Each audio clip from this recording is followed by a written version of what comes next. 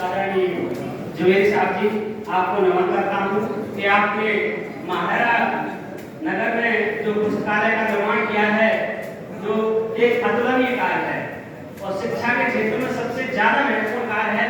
जैसा कि बाबा साहब डॉक्टर भीमराव अम्बेडकर जी ने कहा भी है कि शिक्षा शेरनी का दूध है, जो पिएगा वो दहाड़ेगा। और ये वास्तविकता है। शिक्षा हमें अपनी बात को रखने का एक तरीका देती है। शिक्षा हमें एक अभिव्यक्ति का बहुत बड़ा माध्यम है, जिसके माध्यम से अपनी बातों को स्पष्ट रूप से रख पाते हैं। कार्यक्रम के लिए काफी समय हो चुका है और सुनने की भी एक क्षमता होती है।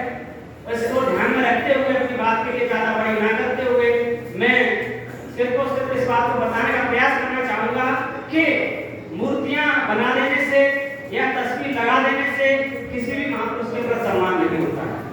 सम्मान के लिए अगर सही माध्यम से देखा जाए तो उस महापुरुष की विचारधारा के लिए अत्यंत महत्वपूर्ण रूप से देखना जरूरी होता है। अगर आप किसी भी महापुरुष का अगर इस्तेमाल कर रहे हैं या तो उसकी विचारधारा को आप नहीं समझ पा रहे हैं तो उस महापुरुष की तौहीन है, ना कोई सम्मान है।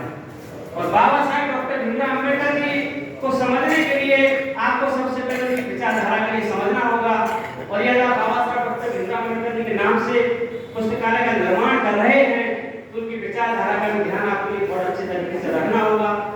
जिसके लिए मैं एक संक्षिप्त तौर पर बताने का प्रयास करना चाहूंगा कि बाबा साहब डॉक्टर भीमराव अम्बेडकर जी ने अपने जीवन में सबसे ज्यादा जो समानता पर, जाति भेद के विनाश पर विशेष जोर दिया था। और उन्होंने इसी माध्यम से कहा भी था कि जिस समाज में जातिवादी मानसिकता, छुआछूत अगर ऐसी स्थिति पाई जाती है तो वो समाज कभी भी विकास नहीं कर पाता है। और आज मेरे भारत देश की भी बात की जाए, भारत में भारतीय संविधान के लागू होने के बावजूद भी ऐसी घटनाएं बहुत सारे देखने के लिए मिल जाती हैं। लेकिन धन्य है आदरणीय नगर पालिका अध्यक्ष जी जुवेरी साहब जी, आपने अपने कार्यकाल में जैसा कि आपके बारे में कहा भी जाता है, आप हमेशा सर्व समाज के हित से रहे हैं और सर्व समाज का आपने बहुत अच्छे से ध्यान रखा है।